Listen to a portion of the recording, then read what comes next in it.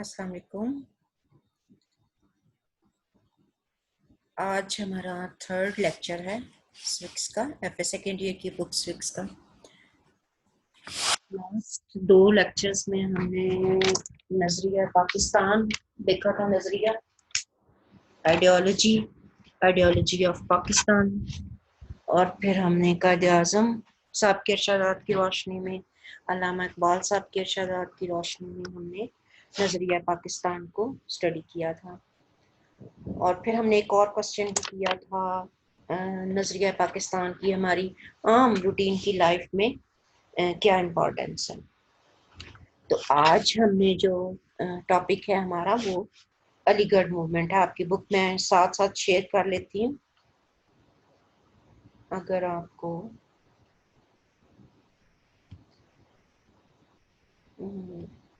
نظر آ رہا ہو. جی یہ میں نے بک شیئر کی ہے، آپ کی بک ہے. اس میں یہ دیکھیں تحریک علی گڑھ. تو یہ ہم سٹارٹ کرتے ہیں. آج ساتھ میں آپ کو پہلے بھی بتایا تھا منظور الحق صاحب کی ایک اور کتاب پاکستان اسٹڈیز، یہ بھی ہے میرے ساتھ ساتھ ہی ہے. تو ہم پہلے یہ سٹارٹ کر لیتے ہیں. تحریک علی گڑھ. برصغیر کے مسلمانوں نے 1857 کی جنگ آزادی میں ناکامی کے بعد تحریک علی گڑھ کے نام سے، میں اس کو تھوڑا سا زوم کر لوں تاکہ آپ کو ذرا نظر اچھا سا آ جائے. ہاں جی ٹھیک ہے. جس کے قائد سر سید احمد خان تھے. انہیں نواب محسن الملک، نواب وقار الملک، مولانا شبلی نعمانی، مولانا حالی، ڈپٹی نذیر احمد، مولانا چراغ علی اور کئی دیگر عظیم شخصیتوں کا تعاون حاصل رہا. اس تحریک نے مختلف شعبوں میں مسلمانوں کی قیادت کی اور ان کے لیے کارروائی نمایاں سر انجام دیے.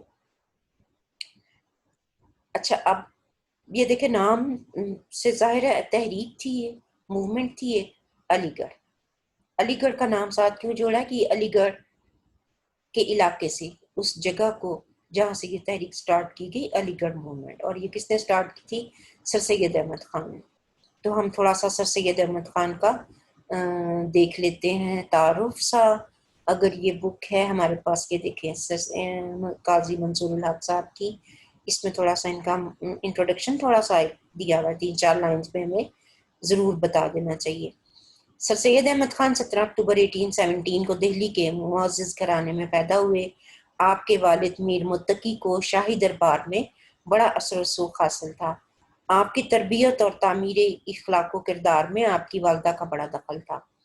1838 میں والد کا انتقال ہو گیا. آپ نے ایسٹ انڈیا کمپنی میں 1839 میں بحیثیت نائب منشی ملازمت اختیار کی. 1841 میں منصفی کا امتحان پاس کر کے منصف مقرر ہوئے. 1846 میں آپ کو چیف جج کے عہدے پر ترقی دے دی گئی. ملازمت کے سلسلے میں آپ کو دہلی، بجنور، مراد آباد، غازی پور اور بنارس میں آپ مقیم رہے. 1876 میں پینشن لے کر علی گڑھ آ گئے اور اپنی زندگی کے بقیہ سال اپنے ارادوں کی تکمیل میں یہیں گزار دیے. اب آگے ہم دیکھتے ہیں کہ تحریک علی گڑھ جو ہم نے سٹارٹ کرنی ہے، اس کے مقاصد کیا تھے. یہ آپ دیکھیں آپ کے سامنے. مسلمانوں، سب سے پہلا مقصد کیا تھا؟ مسلمان اور ہندوؤں اور انگریزوں کے درمیان اعتماد بحال کرنا. آپ کو یاد ہو کہ پیچھے ہم نے پڑھا تھا جب 1857 کی وار کا میں نے ذکر کیا تھا کہ اس میں جب اینڈ ہوئی تھی تو انگریزوں نے کہا تھا یہ تو بغاوت تھی نا، میوٹنی تھی. تو اس کی ساری ذمہ داری جو تھی، اور ہندو تو پیچھے ہو گئے تھے کیونکہ ہندو بھی مسلمانوں کے ساتھ ساتھ اس وقت تھے اس تحریک میں جو جنگ آزادی تھی. لیکن جب انہوں نے دیکھا کہ یہ انگریزوں نے سپریس کر دیا اس آزادی کی موومنٹ کو، اس جنگ کو، تو انہوں نے وہ پیچھے ہٹ گئے اور ساری ذمہ داری جو تھی انہوں نے مسلمانوں پر ڈال دی. تو انگریز جو تھے ان کو مسلمانوں سے بڑے گلے شکوے رہے کہ انہوں نے کہا کہ انہوں نے ہمارے خلاف جو ہے وہ کوشش کی ہے ہمیں دبانے کی یا جنگ کے ذریعے سے ہمیں نکالنے کی. تو وہ مسلمانوں کو ذرا اچھی نگاہ سے نہیں دیکھنا شروع کیا انہوں نے نا. تو وہ اسی لیے سر سید احمد خان نے یہ پہلا مقصد اپنا اس تحریک کو سٹارٹ کرنے کا رکھا کہ مسلمانوں اور ہندو حکومت کے درمیان اعتماد جو ہے وہ بحال کرنا. سیکنڈ ہے مسلمان برصغیر کو جدید علوم اور انگریزی زبان سیکھنے کی طرف راغب کرنا. اب انہیں پتا تھا کہ مسلمان جو ہیں وہ اپنی فارسی یا اردو کو کبھی بھی وہ پیچھے نہیں چھوڑیں گے، ان کو ساتھ ساتھ لے کے چلیں گے. لیکن ان کو سر سید احمد خان کو اس بات کا اندازہ ہو گیا تھا کہ چونکہ ہم نے حکومت کے ساتھ، انگریزوں کے ساتھ اپنے تعلقات کو بہتر بنانا ہے، تو لہٰذا ہم اس وقت تک اپنے تعلقات کو بہتر نہیں بنا سکتے جب تک کہ ہم وہ لینگویج نہ سیکھ لیں کہ جو ہمیں ان کے ساتھ ریلیشن شپ قائم کرنے میں ہیلپ آؤٹ کر سکتی ہے. تو انگریزی زبان کے لیے سر سید احمد خان نے اپنی کوششیں شروع کی اور کوشش کی کہ اس تحریک کے سبب سے ان کو انگلش لینگویج کی طرف راغب کریں. تھرڈ، انہوں نے کہا کہ مسلمانان بر صغیر کو سیاست سے باز رکھنا. ان کی نظر میں وہ کہتے تھے کہ سیاست میں یہ آ سکتے ہیں اور ان کو آنا بھی چاہیے، لیکن فی الحال جو ہے وہ سب سے پہلے جو پرائیورٹی دیتے تھے وہ کہتے تھے کہ نہیں، ان کو نا ویسٹرن جو علوم ہیں، جدید علوم جو ہیں اور انگلش لینگویج، پہلے وہ اس چیز پہ توجہ دیں، پھر اس کے بعد وہ سیاست میں آئے. تو اب بھی ہم پھر آگے شروع کر لیتے ہیں اپنا علی گڑھ موومنٹ کی. بہت سارے اسپیکٹس ہیں، تعلیمی خدمات بھی ہیں، سیاسی خدمات بھی آئیں گی، علمی اور ادبی بھی ہیں، معاشرتی اور معاشی بھی ہیں. تو پہلے آج جو ہم اپنا لیکچر کمپلیٹ کریں گے وہ ہم ایجوکیشنل سروسز اور جو ان کی علمی اور ادبی تھی، ہم ان دونوں پر فوکس کریں گے. تو علی گڑھ موومنٹ کی دیکھتے ہیں تعلیمی خدمات. پہلے ہم آپ کی بک کو پہلے دیکھ لیتے ہیں کہ اس میں کیسے دیا ہوا ہے. تھوڑا سا انہوں نے بیک گراؤنڈ دیا ہوا ہے اس کا، چلے ہم اس کو مختصر سا پڑھ لیتے ہیں. علی گڑھ موومنٹ کو سٹارٹ کرنے سے پہلے یہ دیکھیں 1857 کی جنگ آزادی ختم ہوئی تو مسلمانوں پر ظلم و ستم کے پہاڑ ٹوٹ پڑے. اگرچہ ہندوؤں نے بھی جنگ میں مسلمانوں کا ساتھ دیا تھا، لیکن وہ مسلمانوں کو تمام کارروائیوں کا ذمہ دار قرار دے کر خود بری ذمہ ہو گئے. مسلم قوم زیر عقاب آئی اور انہیں سنگین نتائج بھگتنا پڑے. مسلمانوں کی کثیر تعداد موت کے گھاٹ اتار دی گئی. مسلمان ہونا جرم قرار پایا، انہیں ڈھونڈ ڈھونڈ کر قتل کیا گیا. لارڈ رابرٹ نے ایک اپنی کتاب میں لکھا ہے کہ دہلی کے اندر ہر جانب لاشوں کے انبار تھے. اتنے مسلمان موت کا نشانہ بنے کہ انہیں ان کے خون سے گھوڑوں کے سم کن کو کہتے ہیں، ان کے گھوڑوں کے کبھی آپ پاؤں دیکھیں نا تو ان کے پاؤں کے نیچے ایک لوہے کی پلیٹ سی لگائی جاتی ہے، ہتھوڑی سے نا کیل لگا کے ٹھوک دی جاتی ہے، اس کو سم کہتے ہیں، تاکہ گھوڑوں کو ذرا ان کو نا چلنے میں آسانی رہتی ہے، ان کے پاؤں خراب نہیں ہوتے نا. گھوڑوں کے سم ڈوب جاتے تھے. مسلمانوں کی جاگیریں چھن گئیں، ان کی جائیدادیں ضبط کر لی گئیں، کاروبار بند کر دیے گئے، سرکاری ملازمتوں سے ان کو نکال دیا گیا. مسلمان کسانوں کو زمینوں سے بے دخل کر دیا گیا. جاگیریں اور زمینیں جو تھیں وہ غیر مسلموں کو بطور انعام، مسلمانوں کی جو جاگیریں تھیں وہ غیر مسلموں کو انہوں نے بطور انعام دے دی. سر سید نے مسلمانوں کی حالت زار کا نقشہ یوں کھینچا. انہوں نے لکھا کہ کوئی بلا آسمان سے ایسی نہیں اتری جس نے زمین پر پہنچنے سے پہلے کسی مسلمان کا گھر نہ ڈھونڈا ہو. مطلب اس دور میں اتنا مسلمان زیر عطاب تھے کہ کوئی بھی جو سر سید احمد خان کہتے ہیں کوئی بھی ایسی بات نہیں ہوتی تھی کہ جس کا مقصد مسلمانوں کو نقصان پہنچانا نہ ہو. معاشی اور معاشرتی اعتبار سے مسلم قوم ذلتوں کا شکار ہوئی. مسلمان اپنی جانیں بچانے کے لیے دور دراز علاقوں میں ہجرت کر گئے اور اپنا نام بدل بدل کر رہنے لگے. مذہبی آزادیاں چھین گئیں، مسجدوں پر تالے ڈال دیے گئے. مسجدیں بطور استبل جہاں گھوڑے رکھے جاتے ہیں استعمال ہونے لگی. مسلمانوں کے تعلیمی مراکز بند کر دیے گئے. مسلمانوں کی 100% آبادی تعلیم یافتہ تھی، لیکن آنے والے دور میں وہ تعلیمی سہولت سے بھی محروم کر دیے گئے. اسلام اور حضور صلی اللہ علیہ وآلہ وسلم کے خلاف کتابیں لکھی گئیں. مسلمانوں کے مذاہب کا مذاق اڑایا گیا اور ہر طرح ان کی دل آزاری کی گئی.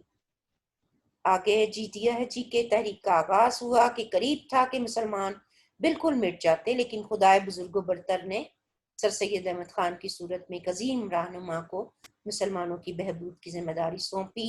مشکلات میں گھری ہوئی قوم کو سر سید نے حوصلہ دیا، ان کو مزید تباہ ہونے سے بچایا اور ان کے احیاء کی کامیاب کوششیں کی. خوش قسمتی سے بہت سی باصلاحیت اور خوبیوں کی مالک شخصیتیں جو تھیں وہ ان کے ہم رکاب تھیں، ان کی مددگار تھیں. سر سید نے علی گڑھ کو تحریک کی سرگرمیوں کا مرکز بنایا. سر سید کی قیادت میں تحریک علی گڑھ نے بے پناہ خدمات سر انجام دیں۔ تحریک کی بدولت مسلمانوں کو سیاسی، اقتصادی، سماجی، مذہبی شعبوں میں بہت مدد ملی اور اپنا کھویا ہوا مقام وہ حاصل کرنے میں کامیاب ہو گئے۔ سر سید صاحب ایک ماہر تعلیم، وسیع ذہن، مذہبی رہنما، عظیم صحافی، منفرد ادیب، دور اندیش سیاستدان تھے۔ آپ نے اپنی زندگی میں جو بھی کارنامے نمایاں انجام دیے، کوئی دوسرا اپنی کئی زندگیاں پا کر بھی ایسے کارنامے نہیں سر انجام دے سکتا۔ انہوں نے ناممکن کو ممکن کر دکھایا اور ہر شعبے میں کامیابیوں نے ان کے قدم چومے۔ اب ہم تعلیمی خدمات دیکھ لیتے ہیں، سٹارٹ کرتے ہیں۔ جی، سر سید احمد خان نے مسلمانوں کے لیے تعلیم کی ضرورت پر زور دیا، تلقین کی کہ جدید مغربی اور سائنسی تعلیم حاصل کر کے وہ جلد از جلد برصغیر کی دوسری اقوام کے مقابلے میں اپنا مقام حاصل کر لیں گے، ملازمتوں کے لیے مقابلہ کریں گے اور سماجی اور اقتصادی حالت کو بہتر کرنے کی کوشش کریں گے۔ تعلیم کی اہمیت کو بیان کرنا انہوں نے کافی نہ سمجھا، عملی اقدامات اٹھائے اور تعلیم کے حصول میں سہولتیں فراہم کی۔ تعلیمی ادارے دیکھیں انہوں نے قائم کیے۔ سب سے پہلے اسکول میں یہ جو بک ہے اس میں بھی دیکھ لیتے ہیں۔ اس میں یہ دیکھیں، سب سے پہلے انہوں نے بتایا کہ مراد آباد میں انہوں نے ایک اسکول کھولا۔ سر سید احمد خان نے اپنی تعلیمی سرگرمیوں کا آغاز 1859 میں مراد آباد میں ایک مدرسے سے کیا اور پھر غازی پور میں۔ پہلے انہوں نے 1859 میں، پھر دیکھیں 1862 میں غازی پور میں انہوں نے ایک مدرسہ قائم کیا جس میں اردو، فارسی اور عربی کے ساتھ انگریزی کو بھی نصاب میں شامل کیا گیا۔ آگے آپ کی بک میں دیکھتے ہیں کون سا پوائنٹ ہے۔ جی، سائنٹیفک سوسائٹی۔ سر سید احمد خان جدید علوم کو مسلمانوں تک جلد از جلد پہنچانا چاہتے تھے۔ سر سید احمد خان نے سائنٹیفک سوسائٹی کے نام سے ایک ادارہ غازی پور میں 1863 میں قائم کیا، سائنٹیفک سوسائٹی۔ اچھا، آپ یہ نا انڈر لائن کر لیا کریں اپنی بک میں بھی نا، جو امپورٹنٹ یہ لائنز ہوتی ہیں نا جو آپ کو آبجیکٹو میں بھی آ سکتی ہیں۔ جیسے اگر آپ کو آبجیکٹو میں آ سکتا ہے سائنٹیفک سوسائٹی کا قیام کب عمل میں آیا، تو یہ آپ انڈر لائن کر سکتے ہیں، غازی پور میں 1863 میں عمل میں آیا۔ اس ادارے میں انہوں نے مغربی کتابوں کے تراجم کرائے، اردو زبان میں ایک بڑا ذخیرہ منتقل کرنے میں کامیاب ہو گئے۔ اب مغربی کتابیں انہوں نے کیوں ان کے تراجم کرائے، ٹرانسلیشنز کرائیں اردو میں، تاکہ مسلمان جو انگلش لینگویج نہیں ان کو آتی تو وہ انگلش کتابوں کے اردو میں ٹرانسلیشنز پڑھ کر انفارمیشن جو ہے وہ حاصل کر سکتے ہیں۔ سر سید علی گڑھ جب ان کی ٹرانسفر ہوئی، تبدیل ہوئے، وہاں گئے تو سوسائٹی کا دفتر بھی غازی پور سے علی گڑھ منتقل کر لیا۔ یہ سوسائٹی ایک ہفتہ وار ایک رسالہ شائع کرتی تھی جس کو تحریک علی گڑھ کی سرگرمیوں کا احاطہ دیا جاتا تھا، جس میں کیا جاتا تھا۔ اچھا، اس رسالے کا نام آگے بھی آئے گا، یہ دیکھیں علی گڑھ انسٹیٹیوٹ گزٹ، ٹھیک ہے۔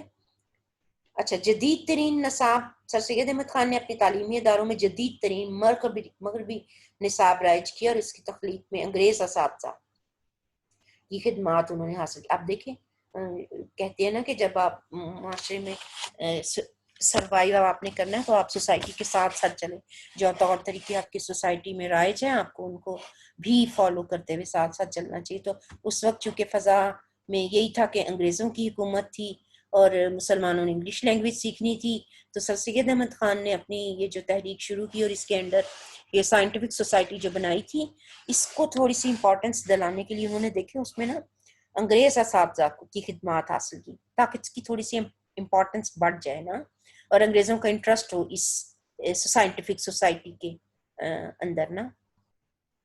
تو اس میں دیکھیں انہوں نے اسلامیات اور مشرقی علوم کی تدریس کا بھی انتظام کیا خاص طور پہ، اور سر سید نے قرآن پاک، سائنس اور انگریزی ادب کی تدریس بھی بے وقت جاری رکھی۔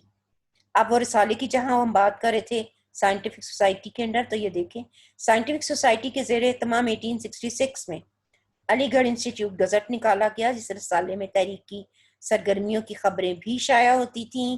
جو بھی ایکٹیویٹیز اس سوسائٹی میں، یہ جو ہم نے بھی اوپر پڑھی سائنٹیفک سوسائٹی، اس کے اندر جو بھی ایکٹیویٹیز ہوتی تھی تو وہ اس کی ساری جو آپ کہہ لیں اس کا جو ریکارڈ تھا نا، اس کو پبلش یہاں پر علی گڑھ انسٹیٹیوٹ گزٹ میں کیا جاتا تھا، تاکہ جو لوگ ان سیشنز میں ان اجلاسوں میں اگر شریک نہیں ہو سکے تو وہ اس رسالے کو پڑھ کر وہ اپنی انفارمیشن جو ہے وہ حاصل کر سکیں کہ وہاں پر کیا ان سیشنز میں ہوا، وہ سارا ان کو پتہ چل جاتا تھا۔ تو اس رسالے میں تحریک کی سرگرمیوں کی خبریں بھی شائع ہوتی تھیں، برصغیر کے عوام کے معاشی، سماجی، سیاسی مسائل پر مقالے، تھیسز یا آپ لیکچرز بھی کہہ سکتے ہیں، آرٹیکلز بھی کہہ سکتے ہیں کہ لکھے جاتے تھے ان تمام زندگی کے اسپیکٹس کے بارے میں عوام کے۔ یہ گزٹ انگریزی اور اردو دونوں لینگویجز میں شائع ہوتا تھا۔ اچھا اب آگے ایم او علی گڑھ لکھا ہوا ہے، ایم اے او انہوں نے یہاں پر بیان نہیں کیا تو، لیکن محمڈن اینگلو اورینٹل ایبریویشن ہے نا، ایم اے او کیپٹل لیٹرز میں ہوتا ہے نا، ایم سے محمڈن، اے سے اینگلو اور او سے اورینٹل۔ پہلے یہ سکول بنا تھا، یہ اگر اس بک میں آپ دیکھیں اس میں مینشن ہوگا کہ پہلے علی گڑھ سکول قائم ہوا۔ یہ یہاں پر ہم آگے دیکھتے ہیں، سوری زیادہ آگے بکس چلی گئی ہیں، یہ دیکھیں ایم اے او ہائی سکول علی گڑھ۔ مسلمانان ہند کی تعلیمی ترقی کے لیے سر سید احمد خان نے علی گڑھ میں ایم اے او سکول ہائی سکول قائم کیا تھا، اور پھر 77 میں یہ جو سکول تھا 1875 میں، علی گڑھ جو سکول تھا یہ 1875 میں قائم ہوا، اور پھر 77 میں یہ دیکھیں 2 سال بعد اس کو نا علی گڑھ کالج کا جو تھا وہ درجہ دے دیا گیا۔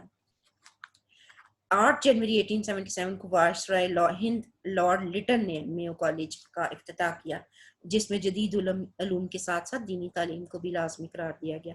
اچھا جو ایم اے سکول تھا، ایم اے او سکول، اس کو بھی قائم کرنے کے پیچھے اس سے پہلے دیکھیں سر سید احمد خان نے جب یہ دیکھا نا کہ مسلمانوں کو انگریزی تعلیم ضرور سیکھنی چاہیے، تو انہوں نے کوشش کی کہ مسلمانوں کو ایسی جو ہے لینگویج سکھانے میں اور ایسے جو ہے مغربی علوم سے روشناس کرانے کے لیے انہوں نے نا 1869 میں انگلینڈ گئے تھے، ایک وزٹ انہوں نے کیا وہاں پر، اور آکسفورڈ اور کیمبرج یونیورسٹیز کا انہوں نے دورہ کیا تھا۔ تو واپس جب آئے تو انہوں نے ویسی درسگاہوں کی طرز پر نا یہاں پر یہ ایم اے اسکول قائم کرنے کی کوشش کی۔ 75 میں ایم اے اسکول بنا، اور پھر اس کا افتتاح سر ولیم میور نے کیا تھا۔ دیکھیں انہوں نے افتتاح بھی کہاں کن سے کرایا، ولیم میور، تاکہ تھوڑی سی اس کی امپورٹنس ہو نا کہ کس نے افتتاح کیا، اور 2 سال بعد ہی اس کو کالج کا درجہ دے دیا گیا تھا۔ لارڈ لٹن نے ایم اے کالج کا افتتاح کیا، اور انہوں نے پھر 10,000 اس کو چندہ بھی دیا تھا اس کالج کو نا سٹارٹ میں جب یہ سٹارٹ ہوا ہے۔ اچھا آگے ہم چلتے ہیں جی۔ اچھا اس سے پہلے یہ دیکھیں کمیٹی خواستگان ترقی مسلمانان ہند، یہ بھی ہم پڑھ لیتے ہیں کہ 1869 میں سر سید اپنے بیٹے محمود کے ہمراہ انگلستان گئے، جیسے میں نے ابھی یہاں ذکر کیا نا، انگلستان گئے جہاں آپ نے آکسفورڈ اور کیمبرج یونیورسٹی کا نظام تعلیم کا جائزہ لیا۔ وطن واپس آ کر آپ نے 70 میں کمیٹی خواستگان ترقی مسلمانان ہند قائم کی، جس کا مقصد یہ تھا کہ وہ مسلمانوں کی تعلیمی پسماندگی کے اسباب کہ وہ کیوں پیچھے رہ گئے پہلے وہ ریزنز ڈھونڈیں اور تلافی کی تجاویز بتائیں۔ کمیٹی کی تجویز پر محمڈن کالج فنڈ کمیٹی قائم کی گئی، جس نے مسلمانوں، انگریزوں اور دوسری قوموں سے عطیات چندے جمع کیے، عطیات لیے، ڈونیشنز لیے، اور پھر اپنی مہم شروع کی تاکہ تعلیمی منصوبوں کو پایہ تکمیل تک پہنچایا جا سکے۔ آگے دیکھیں محمڈن ایجوکیشنل کانفرنس ہے، آپ کی بک کو بھی ہم ساتھ ساتھ رکھتے ہیں۔ آپ کی بک میں یہ دیکھیں اسکول کے بعد کیا ٹاپک آتا ہے، یہ بھی ہم دیکھتے ہیں۔ محمڈن ایجوکیشنل کانفرنس، جی یہ ہم یہاں پر پڑھ رہے تھے محمڈن ایجوکیشنل کانفرنس۔ سر سید احمد خان نے 1886 میں محمڈن ایجوکیشنل کانفرنس قائم کی۔ اس کانفرنس کو علی گڑھ کالج سے بھی زیادہ مفید یہ ثابت ہوئی تھی۔ دور دراز مقامات پر اس کانفرنس کے اجلاس منعقد ہوتے تھے۔ اس کانفرنس سے مسلمانوں میں حصول تعلیم کے لیے ایک ولولہ اور جوش پیدا کیا۔ اس کانفرنس کا مقصد مسلمانوں کو تعلیم کی طرف راغب کرنا اور تحریک علی گڑھ کے لیے چندہ اکٹھا کرنا تھا۔ اس میں بھی دیکھتے ہیں اس کانفرنس کا مقصد بتایا کہ جدید تعلیم کے مواقع فراہم کرنے کے لیے بڑے بڑے مسلمانوں کی مدد کا حصول تھا۔ کانفرنس میں طول و عرض سے کثیر تعداد میں درد دل رکھنے والے صاحبان تشریف لاتے تھے اور وہ ان سر سید احمد خان کی کوششوں میں ان کے ساتھ ساتھ برابر کے شریک رہے۔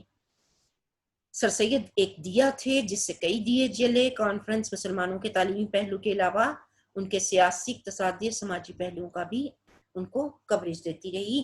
اس کانفرنس کے 1906 کے ڈھاکہ اجلاس میں آل انڈیا مسلم لیگ کا قیام عمل میں لایا گیا۔ اچھا، ہماری یہ تعلیمی خدمات میں لاسٹ ہمارا ٹاپک ہے، دیکھیں مسلم علی گڑھ یونیورسٹی۔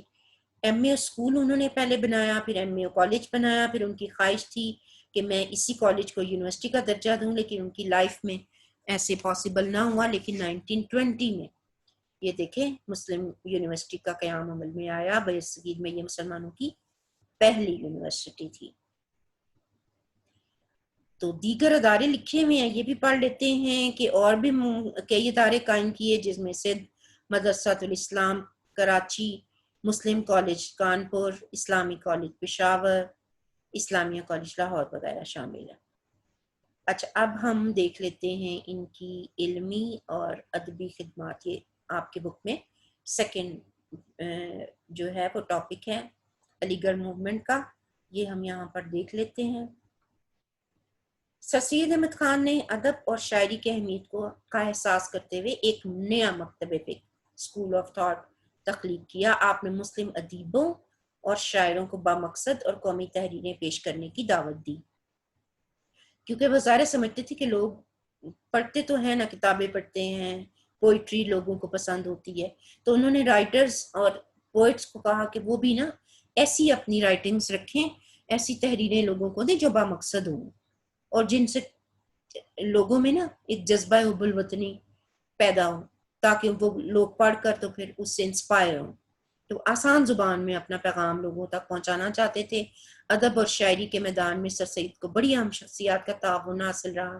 وہ خود بھی بہت انشا پرداز تھے، انہوں نے کتابیں لکھی، ساتھیوں سے بھی لکھائیں۔ سر سید احمد خان کی جو کتابیں تھیں وہ کچھ یہاں پر انہوں نے درج کی ہوئی ہیں: خطبات احمدیہ، تبین الکلام، تفسیر قرآن پاک، رسالہ اسباب بغاوت ہند، تاریخ سرکشی بجنور اور آثار الصنادید وغیرہ۔ تو ان کے علاوہ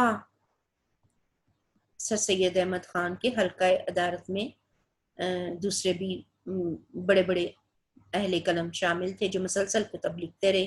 سر سید احمد خان نے تہذیب اخلاق کے نام سے ایک رسالہ جاری کیا، جس میں مسلم معاشرے کو بہتر بنانے کے لیے رہنما اصول بیان کیے گئے۔ اس رسالے نے اہم قدروں کے فروغ میں مدد دی۔ 67 میں اردو ہندی تنازع شروع ہوا تو سر سید نے اردو کے تحفظ کے لیے اردو ڈیفینس سوسائٹی بنائی۔ اس سوسائٹی نے مسلمانوں کی زبان، ثقافت، اخلاقی قدروں کو بچانے کے لیے اہم خدمات سر انجام دیں۔ اچھا، یہ دیکھیں آگے پھر ان کی مذہبی خدمات انہوں نے سٹارٹ کر دی ہیں، تو مختصر سی انہوں نے یہ ایک پیراگراف صحیح آپ کی بک میں دیا ہے سر سید احمد خان کی علمی اور ادبی خدمات کا۔ تو ہم یہ منظور صاحب کی کتاب کو دیکھتے ہیں کہ اس میں ادبی اور علمی خدمات میں انہوں نے کیا ذکر کیا ہوا ہے۔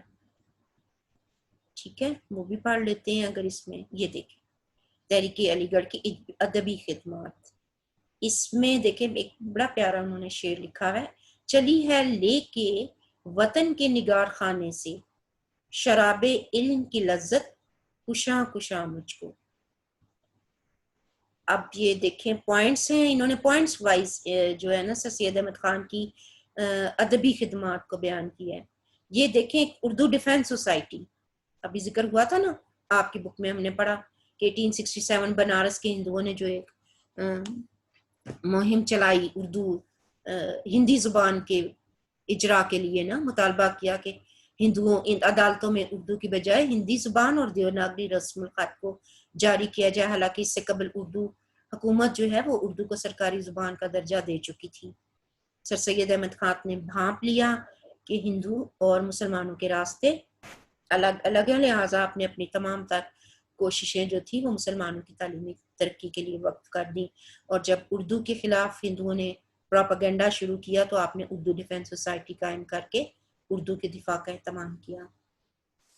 اچھا اس پوائنٹ کو انہوں نے اردو زبان کا دفاع لکھا ہے، ڈیفینس لکھا ہے، آپ یہ پوائنٹ بھی اس کو دے سکتے ہیں، اردو ڈیفینس سوسائٹی کا قیام۔ سیکنڈ دیکھیں انہوں نے کیا ادبی خدمت ہے سر سید احمد خان کی۔ 1847 میں سر سید احمد خان نے آثار السنادید لکھی۔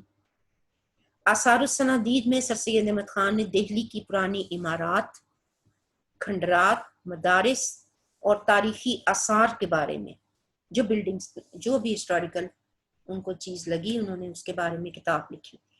اس کتاب کا مقصد مسلمانوں کے شاندار ماضی کو اجاگر کرنا تھا۔ سیکنڈ ہے جی، نیکسٹ ہے رسالہ اسباب بغاوت ہند۔ میں نے آپ کو ذکر کیا تھا اس وقت میوٹنی کا نام انگریزوں نے دیا اور ساری ذمہ داری جو تھی وہ مسلمانوں پر ڈال دی گئی۔ تو یہ ایک رسالہ 1857 کے بعد سر سید احمد خان نے نکالا کہ جس میں آپ نے جنگ آزادی کی وجوہات پر روشنی ڈالی۔ انہوں نے کہا ایسے ہی مسلمانوں نے اس جنگ کو سٹارٹ نہیں کیا تھا، یہ کچھ ایسے حالات پیدا کر دیے گئے تھے کہ جس کی وجہ سے مسلمان جو تھے وہ مجبور ہو گئے کہ وہ اس جنگ کو سٹارٹ کرے، اور حکومت برطانیہ کی پالیسی اور ہندوستانی باشندوں سے ان کے ناروا سلوک پر کڑی تنقید بھی کی سر سید احمد خان نے۔ اور اسی رسالے سے ریلیٹڈ دیکھیں لائل محمدنز آف انڈیا، یہ بھی انہوں نے ایک رسالہ سا نا جاری کیا تھا۔ لائل محمدنز آف انڈیا میں یعنی لائل محمدنز وفادار جو مسلمان تھے آف انڈیا، اس کا مطلب یہ ہے نا، لائل محمدنز آف انڈیا میں سر سید احمد خان نے حکومت برطانیہ کو یہ باور کرانے کی کوشش کی کہ وہ مسلمان حکومت برطانیہ کے مخالف نہیں ہے۔ اس کتاب میں آپ نے ان اکابرین کا ذکر کیا جنہوں نے 1857 کی جنگ آزادی میں انگریز دشمن عناصر کے خلاف حکومت برطانیہ کا ساتھ دیا۔ آپ نے کہا اب یہ ضروری نہیں ہے کہ بھی مسلمانوں نے جنگ میں حصہ لیا تھا تو وہ حکومت کے خلاف تھے یا انگریزوں کے خلاف تھے۔ انہوں نے کہا ایسے حالات تھے کہ جس کی وجہ سے ان کو مجبوراً یہ قدم اٹھانا پڑا، اور صرف یہ نہیں ہے کہ وہ حکومت کے خلاف اس میوٹنی میں یا اس جنگ میں تھے، تو انہوں نے کہا کہ نہیں مسلمان بعض اوقات ہندوؤں کے انگریزوں کے ساتھ لائل بھی رہے ہیں، اور اس میں انہوں نے بتایا کہ آپ نے مسلمانوں کی خدمات اور وفاداریوں کا ذکر کر کے انگریز مسلم دشمنی کو کافی حد تک کم کرنے کی کوشش کی۔ آپ نے عیسائیت اور اسلام کے درمیان غلط فہمیوں کو دور کر کے مسلمانوں اور عیسائیوں کو ایک دوسرے کے مذاہب کا احترام کا سبق بھی دیا۔ نیکسٹ پوائنٹ ہے تحقیق لفظ نصارہ۔ جنگ آزادی کے دوران سر سید احمد خان کو معلوم ہوا کہ بعض انگریز لفظ نصارہ کو اپنی توہین سمجھتے ہیں، لہٰذا آپ نے تحقیق لفظ نصارہ کے نام سے ایک رسالہ لکھا جس میں آپ نے انگریزوں پر واضح کیا کہ لفظ نصارہ صفت ہے، یہ ناصرہ سے نہیں بلکہ نصر سے مشتق ہے، نکلا ہے، نصر سے نکلا ہے۔ اس طرح آپ نے مسلمانوں اور عیسائیوں کے درمیان غلط فہمی کو دور کرنے کی کوشش کی۔ پھر آگے پوائنٹ ہے جی تاریخ سرکشی بجنور۔ 1855 میں آپ نے تاریخ سرکشی بجنور لکھی۔ تاریخ سرکشی بجنور میں آپ نے مسلمانوں کی ان خدمات کا ذکر کیا جو انہوں نے جنگ آزادی کے دوران برطانوی حکومت کے لیے سر انجام دی۔ سر سید احمد خان نے خود اور بعض دوسرے مسلمانوں نے بالخصوص بچوں اور عورتوں کی جانیں بچانے کے لیے جو مسلمانوں کی خدمات تھیں ان کو ہائی لائٹ کیا۔ مسلمانوں کی ان خدمات کے پیش نظر آپ نے حکومت برطانیہ کو مسلم دشمنی پالیسی ترک کر دینے کی تلقین کی۔ ایک اور کتاب ہے خطبات احمدیہ، یہ سر ولیم میور تھے، انہوں نے ایک کتاب لکھی تھی life of Muhammad, peace be upon him. Life of Muhammad میں انہوں نے نا ولیم میور نے رسول اکرم صلی اللہ علیہ وسلم کی ذات پر اور سیرت طیبہ پر کچھ ایسی نازیبا باتیں کی تھیں کہ جو مسلمانوں کے جذبات کو مشتعل کرنے کے لیے کافی تھیں۔ تو اس وقت سر سید احمد خان نے اس کتاب کے جواب میں خطبات احمدیہ لکھی جس میں انہوں نے ان تمام جو کرٹیسزم کیا گیا تھا حضور صلی اللہ علیہ وسلم کی لائف پر، تو ان سب کے جوابات انہوں نے بڑے تسلی بخش خطبات احمدیہ میں دی، اور اس خطبات احمدیہ کو پبلش کرانے کے لیے انہوں نے خود سب طرف جو ہے وہ چندہ اکٹھا کیا جا کے، تاکہ اس کتاب کو پبلش کرانے کے لیے آپ کو پتہ ہے کتنے سرمایے کی ضرورت ہوتی ہے۔ تو سر سید احمد خان نے پھر اس کے لیے باقاعدہ پبلیکیشن کے لیے چندہ بھی اکٹھا کیا تھا۔ آگے سیرت نبی صلی اللہ علیہ وسلم کی کتاب علامہ شبلی صاحب نے ایک تحریر کی تھی تو اس کتاب کی تفسیر جو تھی وہ قرآن پاک کی تفسیر جو تھی وہ سر سید احمد خان نے لکھی، جو 7 والیومز پر مشتمل تھی. اس تفسیر میں انہوں نے کافی ڈیٹیل میں قرآن پاک کے بہت سارے جو اذکار تھے ان کا ذکر کیا تھا. تبین الکلام دیکھیں، سر سید احمد خان نے بائبل کی تفسیر بھی لکھی، جس میں آپ نے ان باتوں کا ذکر کیا جو عیسائیوں اور مسلمانوں کے درمیان مشترک ہیں. اس کتاب کا مقصد انگریزوں اور مسلمانوں کے درمیان اختلافات کی خلیج کو کم کرنا، ان کے جو اختلافات ہیں وہ کم کرنے کے لیے آپ نے تبین الکلام ایک کتاب لکھی تھی. پھر تاریخی کتب کی تدوین بھی آپ نے کی. بہت ساری جو کتابیں تھیں مغل دور کی، آئین اکبری تھی، تذکرہ جہانگیری، تاریخ فیروز شاہی کی، انہوں نے دوبارہ سے ان کو ذرا ہوتا ہے مرمت کرنا نا. آپ کے گھر میں بھی بہت ساری ایسی کتابیں ہوتی ہیں جن کو آپ تھوڑی سی ذرا فائن فارم میں شکل دیتے ہیں تو ذرا اچھی لگتی ہے، لوگوں کو پڑھنے میں آسانی ہوتی ہے. تو اسی طرح کا کام سر سید احمد خان نے بھی کیا اور ان کی اشاعت کرائی. نیکسٹ ایک دیکھیں، ایک اور ہے جامع جم جہاں نما، یہ بھی ایک کتاب تھی سر سید احمد خان کی. یہ ایک عظیم علمی اور ادبی کارنامہ ہے. اس کتاب میں آپ نے امیر تیمور جو ہمارے بادشاہ گزرے تھے ان کی لائف دیکھیں. امیر تیمور سے لے کے بہادر شاہ ظفر تک 30 سے زائد بادشاہوں کے حالات زندگی اور ان کے کارنامے مختصر طور پر بیان کی. اور کیوں انہوں نے یہ کتاب لکھی جامع جم جہاں نما، کہ تاکہ لوگ یہ جو نہیں جانتے ان بادشاہوں کے بارے میں انہوں نے کیسی لائف گزاری اور کس طرح سے حکمرانی کی، تو لوگوں کو نہیں بعض اوقات انفارمیشن ہوتی نا، تو انہوں نے مختصر ان سب بادشاہوں کے ذکر کر کے ان کی حالات زندگی یہاں جو تھی وہ تحریر کی. اور بھی بہت ساری یہاں لکھا ہے کہ جی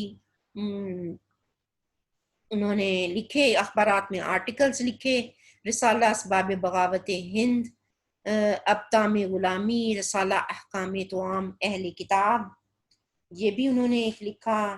یہ میں آپ کو بتاتی ہوں رسالہ احکام توام. اس میں انہوں نے نا عیسائیوں کا لکھا تھا کہ ان کے ہاتھ ان کے ساتھ بیٹھ کر دسترخوان پر کھانا جو ہے وہ برا نہیں ہے، بشرطے کہ کھانے میں کوئی حرام چیز جو ہے وہ شامل نہ ہو، اور اہل کتاب جو ہیں ان کا ذبح کیا ہوا جو جانور ہے وہ مسلمانوں کے لیے جائز ہے.